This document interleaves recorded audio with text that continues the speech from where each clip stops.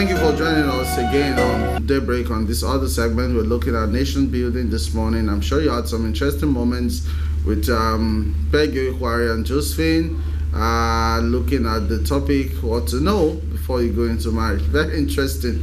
I'm sure we'll continue with that narrative for some time, so we'll have some level of knowledge in that area. Okay, just taking it forward a little, we have some very distinguished men of God in the studio this morning. We'll be looking at nation building and the challenges we've had peculiarly as a nation, while we are not moving forward as it were in so many areas. For example, this morning, resident doctors are going on strike. Our president is outside the country seeking medical care, and that's the topic for hot discussion on all platforms this morning. And like, where are we going as a nation? The bandits are ravaging northwest, north central, northeast, and around the country. How do we bring some level of sanity and some semblance?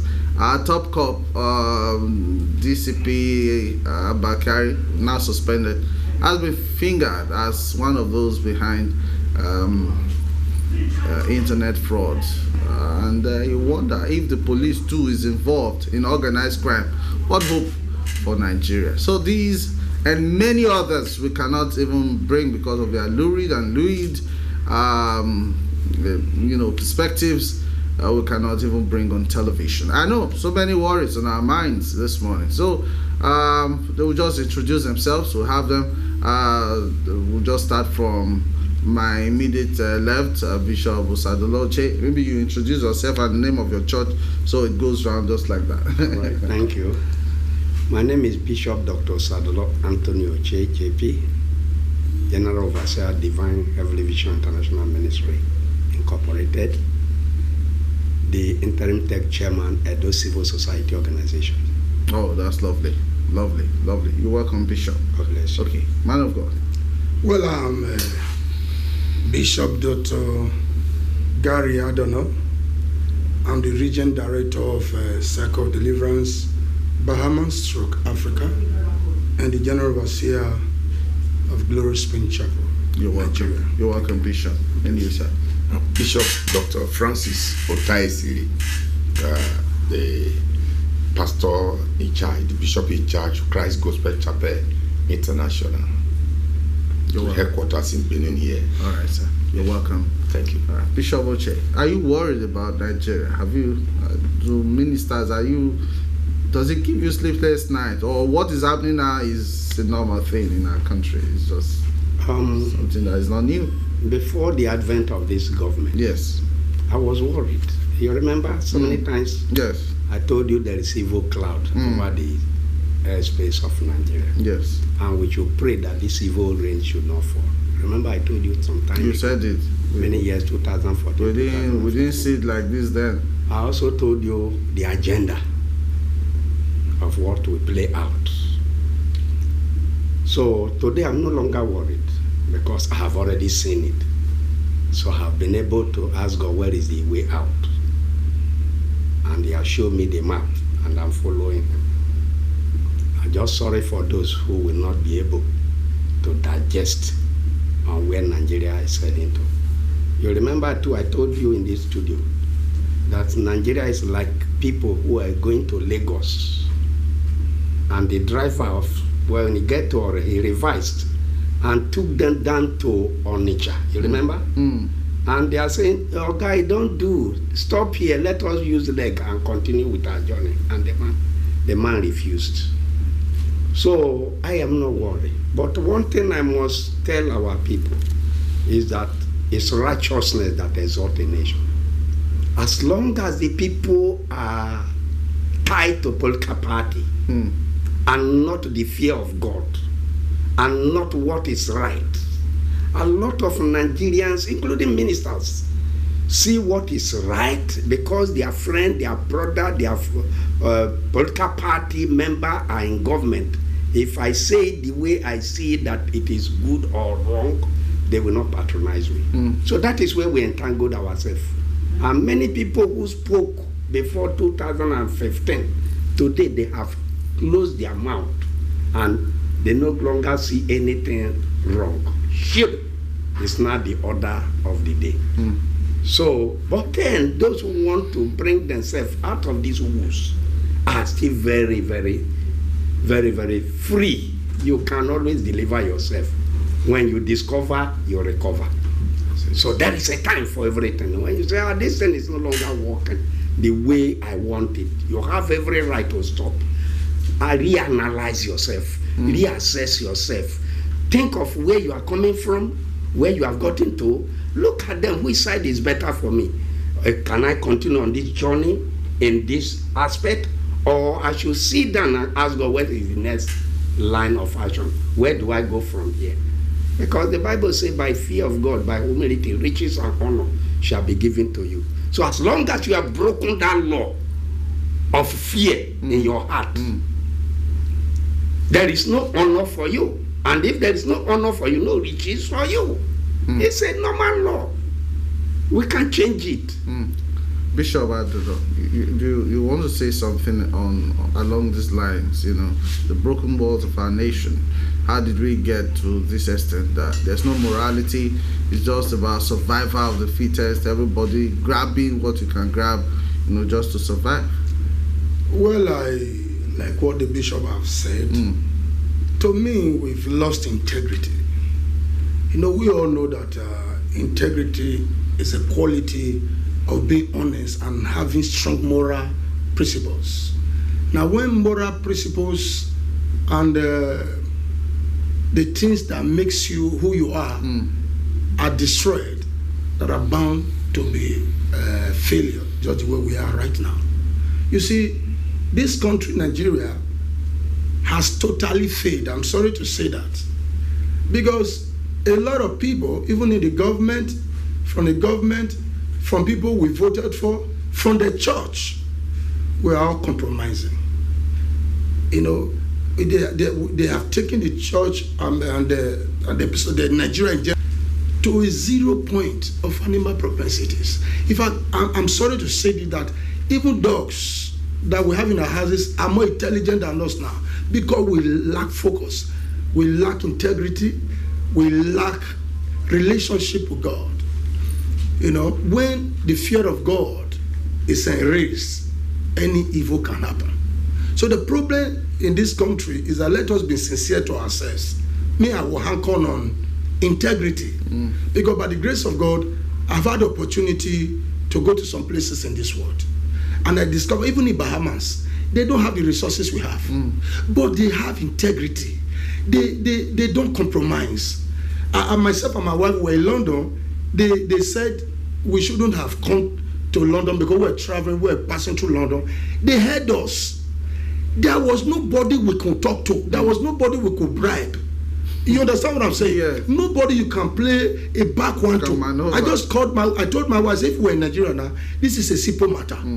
But now we are here, we are under a serious, we were investigated for more than 3 hours. When these things plays out, this simply plays out, you see the country will be a better nation.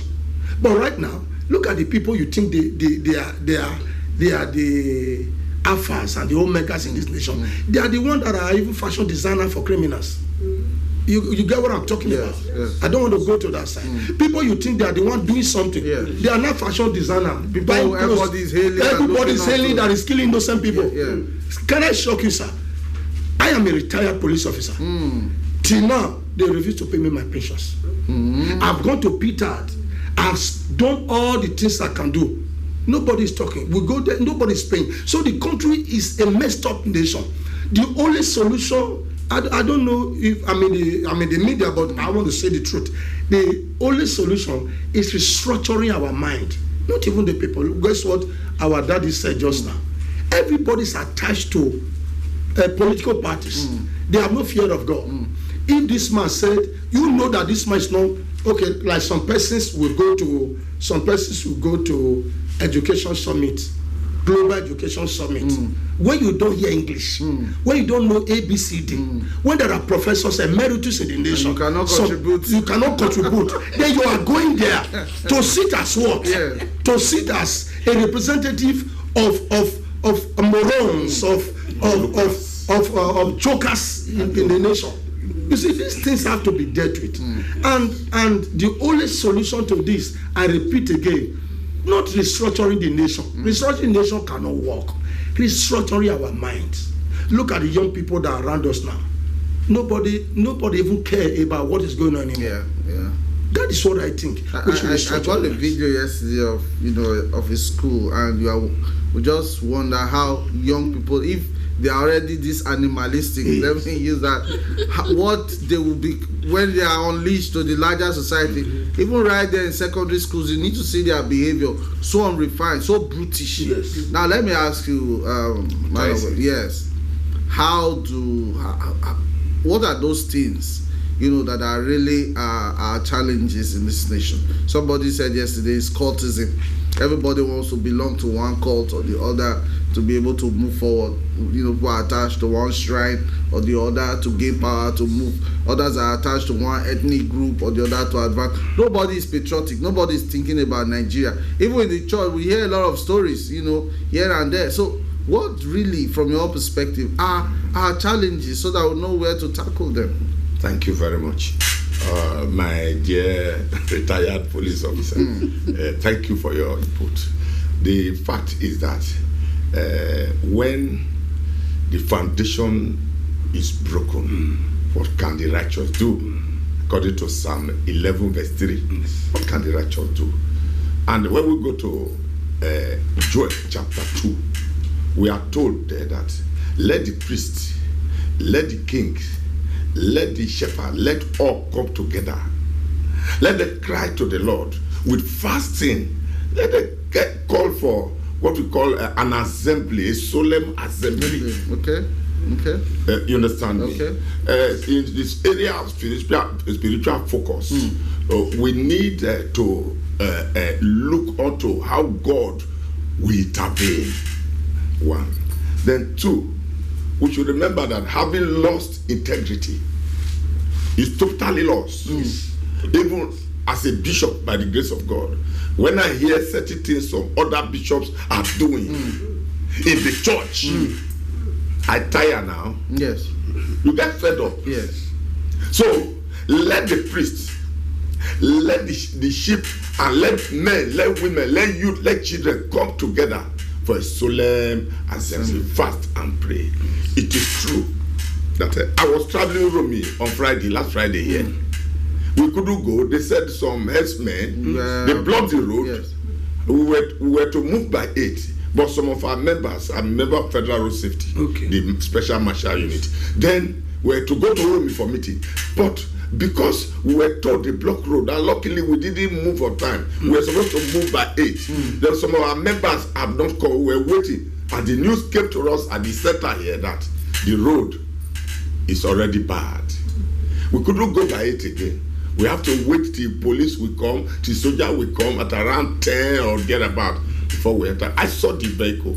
They tumbled the vehicle and led the whole occupant into the bush. Till today we don't know. These are wrong. The foundation is broken, sir. So with gun we may not be able to conquer. By accusing one another, we may not be able to come out.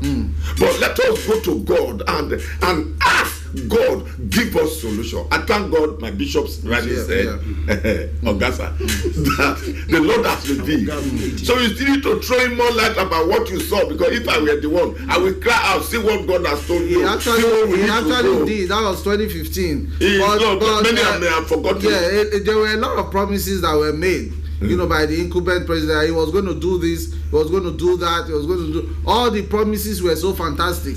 We'll reform, we'll change the constitution, there will be devolution of power, there will be this...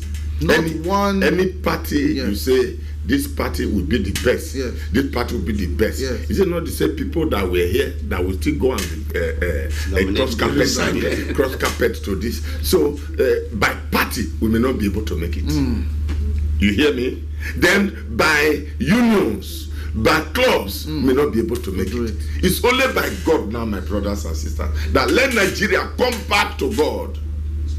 Let Nigerians come back to God with that discipline, with the fear of God, because no more fear of God. No more fear of God. How do we bring the fear of God back?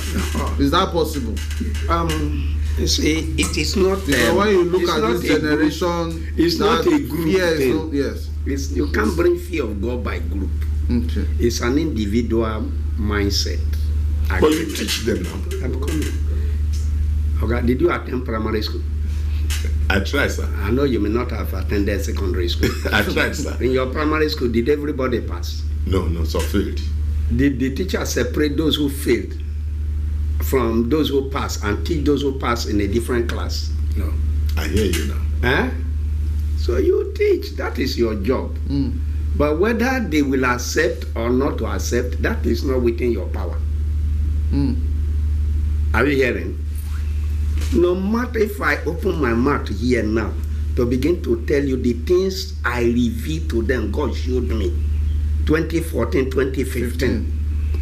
You will ask me whether I'm a prophet. You know, for many years I've never been here. It was because some people hate truth. And I saw the way they were drawing. I called the late Okene and said, my dear, before they will allow you to lose your job because of me, please, my brother, I know they call me EBS again. Nobody sacked me. There was a day we were talking here, somebody came and told them to off the mic and off the light. Here. Yeah. I hear you, sir. And there is no way my brother will compromise. I'm not leaning on anybody, any government. God. And none of my children, I've warned them, don't go and write application to look for job from anybody. I've done civil service job, retired in 1984. So it's a slavery job. You don't grow with your vision. You have no idea. Not paid this money. Why would they pay him? They pay him. My brother, when he was there too, he should go and search what happened when he was there. Well, so it's a carry over of all of this. I'm sorry, you will come in. All right. I have seen Nigerians. Look at Abakari we are talking of. Look at the fantastic jobs he has done. Integrity. A man that has so many awards. But what happened? You see, a lot of Nigerians allowed their position to rule their mindset. Yes. I've dealt with a lot of persons, sent onto prison, sent onto gallows, to the extent I have sent a winch to prison. You understand? Because he said it's a winch. The issue is this: for us to correct this system, except individually, we begin to see that where we are treading is wrong. And we can individually begin to come back. Readjust. And if we refuse, the nation will crumble, the nation will suffer. But those who put their trust in God will never suffer. All right. That is the basis. Okay. Bishop, you wanted to say yes, something? but I wanted to really correct on certain things there before, because we're on air. I spent 10 years in the force. Okay. I left the 1st of April 1994. I've been a bishop now, a pastor going to 30 years. You know, when I was in the force, I was a young man. I just knew that that's not where I belong. So when I gave my life to Christ, I left the system. I was even in the band, the police band, okay? Myself and Victor Obama and all the rest of them. So I left. Why did I have to talk of pension? You know, that time, Babagida came out to say, when you spend 10 years and you get to so age, you go back to collect your pension. So the point of correction, when I was enlisted in the police in the 80s, and I left in the early 90s. So you see that period and now my salary was 1,000 naira, so it's not this system. Congratulations. Now, so even if you are paid, that is not going to mean anything. So as at that time, so but my joy is that now I've got it to the age to collect. What you are pointing out is that the system is it's not working. It's not working as the way it's supposed to work. That's why because once you exit, you go there, somebody pay you. Yes. I'm sure there are people whose gratuity have not been paid. They left more than 10 years ago. Some are dead now. They are dead. They didn't see their gratuity. So that's the system. There are people who are working, they've not received their salary for 16 months. Yes. That's the system. So you know, it's a systemic thing. Right. So how do we how do we get how do we change this mindset? Because the corruption. Look at somebody like Abakari. What is sending him to prison is $20,000. That's about 8 million naira. Yes. You know that he collected to hold somebody put him in prison. I'm sure that's not the first time he has been doing it before. Just keep him there so that I can do my business. You know, abuse of power. And many people abuse their power and they don't even know what their powers, you know, how powerful they are. So something I want, is it because of poverty? Is it? No. What I discovered is that I'm going to go to the area of the church. Okay. Because the church is supposed to play the major role of restructuring, you're bringing back the talking to the minds of the people, yes. But right now, the church has been quagmired. The system of the church, I don't know, people have abused the church, abused the power of it. You see, you can see on media right now, nobody even wants to hear about pastor. Go on, because the people of those who were supposed to look onto, they are the ones that are creating problems. As a pastor, you are having, there's nothing bad in having money or having that, but the boast, the arrogancy, the carelessness, speech, the approach, the focus on materialism. Come to our church, we make you big. Come to this, reading numbers, phone numbers for people, telling them the street they came from. I have a prophetic ministry, telling people your name is this, your name is that. After everything, drop your car. The problem, I'm sorry to say this, I'm a man of God, I can vividly say that 50% of the problem started from the church. So in the church, the only way to change the system of this nation is the church first.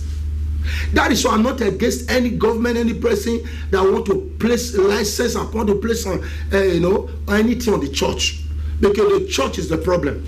I'm sorry to say this. Because you don't come on air and you boast, and young people are coming up, they are listening to you. You come on air, you say, I am a billionaire, I am this. Jesus never boasted. Are you getting what I'm saying? And those boasting and all that is affecting those that are not popular. As I talk to them, people are no longer coming to church. I have a lot of you people that, despite teaching, they're no longer coming. They believe that church is scam. I'm saying the truth. They believe that church is not scam. Go to comment of people, if they mention it by pastor, you will be surprised of what you will read. So I think that as pastors, as bishops, as pastors who are here, the first thing we have to do, like what he has said, is the church. We should not stop. You leaders, like I know about Daddy, he's been when I saw him on media. Yes. You know, when I was looking at him, I began to realize, I know he dealt with some governor. I don't want to mention him here. I was so surprised. Who is this bishop? Yeah. Who is this bishop that can be so bold? Is he not afraid? If we have people, it's not because he's seated here. Yes. If we have people like 10 of him in this country, this church will change. Yes. If we have 10 people like Mbakado, we are human beings that have some flaws and mistakes, I think if the church, the fear of God is not in the church. Because when I was growing up, when somebody's pursuing you, when you run into the church, they will stop. And when somebody wants to do something, when they say pastor, they will stop. Those days when you are at the church, when you are praying, people will be crying out to give their life to Christ. Some people will even start confessing witchcraft. I saw that in the early 90s when I started ministry. I saw that. But now, nothing like that is happening because the pastor you are with may have gone to Mina to collect power to gather the people. Why?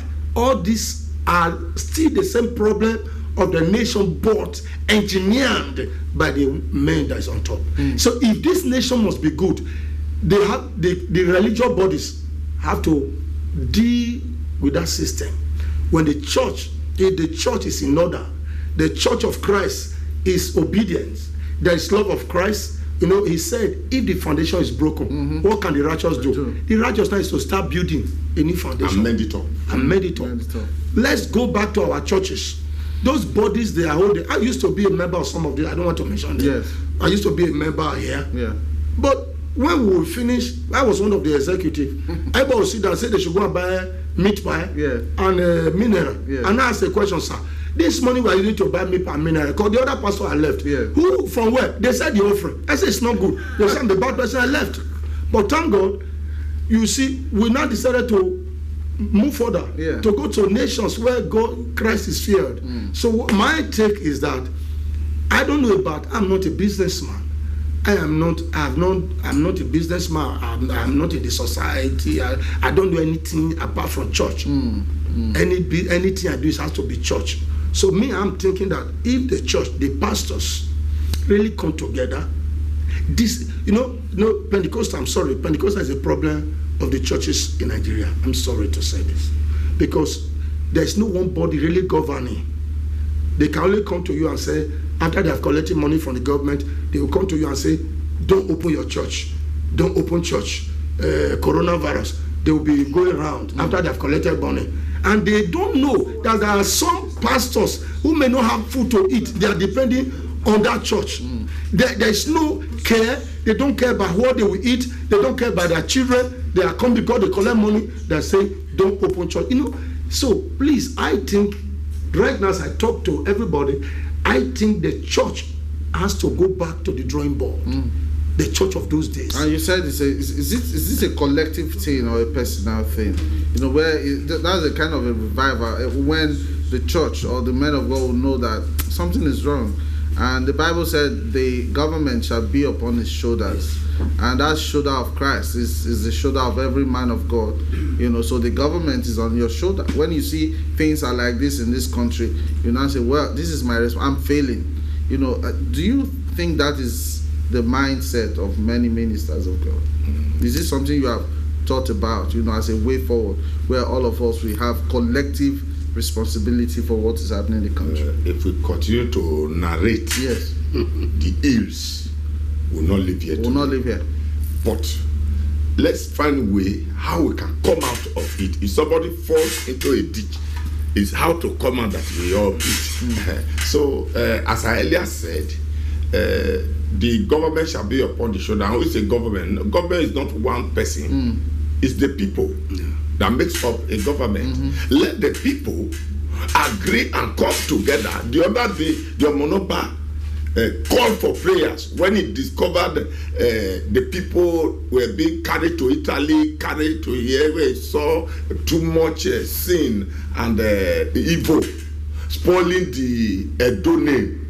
He called and ordered that nobody should do this, how do we call it, carrying trafficking. At least it was reduced. Yes. It was reduced drastically. Yes. Let those pastors who are in head, like PFN, can, because I can only talk to my pastors in my branches. Yes. I cannot call other pastors. I don't have power to call them. Let CAN, PFN, whichever the body, call for a meeting and let everybody begin to cry to God together, fast and pray. Where problem came to Israel, it was prayers. Yes. When Joshua could not cross Jericho to go to promised land, it was prayers before God sent somebody to him, an angel to him, who Joshua asked, are you for us or you are against us? Because we are already in trouble. And we saw a man drawing sword. He said, what? He said, no, I'm the captain of the host of the army of God, that I have come to deliver a message to you. You walk around Jericho wall 7 times and you will get victory. It was because he was praying that God now answered. So if Nigeria prays, if you and I can pray, because we continue to analyze the problem. Like now, I cannot. If you want to give me 1 million in Abuja and ask me to enter a motor from Benin to Abuja, I will say, take your 1 million. Yes. My life is more important than 1 million. Yeah, I will not enter. Yes. I'm even thinking of why should they not bring train here so that we take train, railway, better for us. Sometimes you spawn the road. You see? So I want to say that sincerely. If you love Nigeria, if you love Edo State, you love yourself, call your children, pray. Call your group, pray. Call your church, pray. Because it's only prayer. Okay, who is it, our head of state, that want to come and call us for prayer? The governor, has he got the time to attend to all his meetings? Do they close? Governor will be in office till 2 in the night. I experienced it from Chief SLNC, Lucky Benejo. He will not leave office. Walk. From there, you fly to Abuja for meeting. So these people may not be able. But we pastors, let's schedule time. Let's agree. 1 Corinthians 13, from the 1 to the end, is talking about love. So if you love Nigeria, come, let us build it. Come, let's see how much we can pray to get the hand of God back. God loves Nigeria. Yes. Truly, without making words, God loves Nigeria, because if you check some other countries, what we have here as the resources, they don't have half of it. No. But we mismanage the whole thing because we don't love ourselves. So if we love ourselves, that's the word. We don't love. We don't love ourselves. Okay, let's rest this conversation here at this point. So we'll see how we can take some others. We'll take a short break. This discussion will continue, but with some other persons. So stay with us.